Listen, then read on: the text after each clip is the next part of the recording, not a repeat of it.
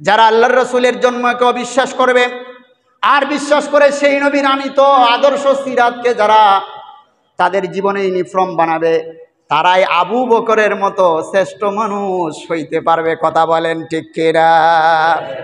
এই জন্য আমার প্রাণের বন্ধুগণ, মুখে মুখে নয়, শুধু সিন্নি খাওয়ার জন্য নয়, আর রাস্তায় বের হয়ে মিছিল দেওয়া পর্যন্তই সীমাবদ্ধ নয়।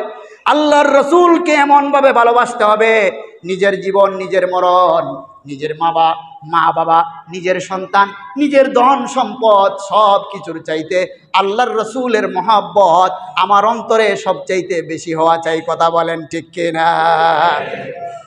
সাহাবায়ে কেরামদের মতো আল্লাহর নবীকে ভালোবাসতে হবে।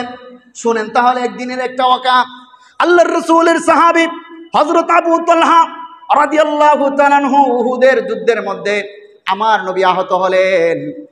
চতুর্দিক থেকে কাফেররা রাসূল সাল্লাল্লাহু আলাইহি সাল্লামকে ঘিরে ফেলেছে। হযরতে আবু তালহা দেখলেন আল্লাহর রাসূলের দিকে তীর বয়ে আসছে। আবু তালহা দৌড়ে আল্লাহর রাসূলকে তার বুকের সাথে জড়ায় নিলেন। হযরতে আবু তালহা আল্লাহর রাসূলের বুকটাকে তার বুকের সাথে জড়ায় রাখলেন।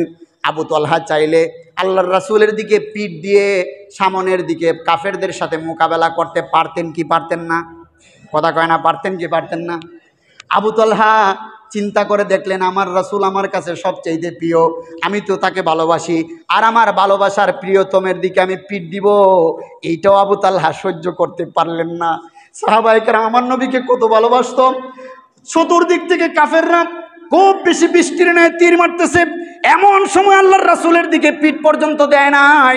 আবু তালহা আল্লাহর রাসূলকে বুকের সাথে জড়ায় নিলেন। সমস্ত তীরগুলা তার পিঠের মধ্যে আইসা সে ডাল হয়ে আল্লাহর রাসূলকে ফিরাইতেছে। এমত অবস্থা আল্লাহর রাসূল মাথা উপরের দিকে উঠায়া কাউকে দেখতে চাইছিলেন।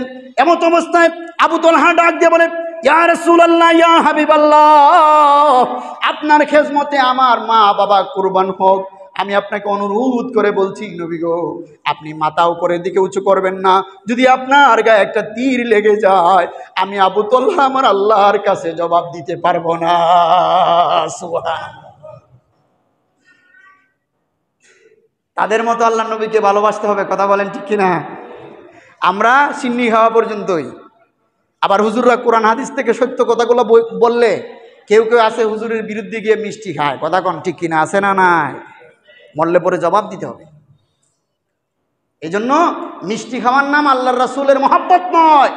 কেউ যদি এই জমিনে আল্লাহর রাসূলের ইজ্জত দিয়ে কটূক্তি করে, এর দাঁত ভাঙা জবাব দেওয়া হলো উম্মতের দায়িত্ব। কথা বলেন ঠিক কিনা?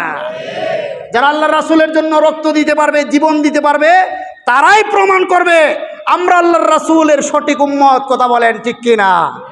আমরাই সাহাবায়ে কেরামের অনুসৃত পথে চলতে চাই, আমরা তাদের আদর্শ গ্রহণ করেছি। এই জন্য যারা আল্লাহর রাসূলকে সত্যিকার অর্থে মহব্বত করে, তারা শুধু মিলাদ নিয়েই সীমাবদ্ধ থাকবে না, আল্লাহর রাসূলের প্রত্যেকটা সিরাতের উপর আমল করবে। প্রয়োজন হলে দ্বীন ও কোরআনের জন্য জীবন বিলিয়ে দিতে দ্বিধাবোধ করবে। তাহলে আমরা জীবন দিতে প্রস্তুত আছি ইনশাআল্লাহ। আল্লাহ তাআলা আমাদের সকলকে আল্লাহর রাসূলের আদর্শ অনুগ্রহণ করে, আল্লাহর রাসূলের আদর্শ গ্রহণ করে খাঁটি উম্মত হয়ে কবরে যাওয়ার তৌফিক দান করুন। সকলে বলেন আমিন।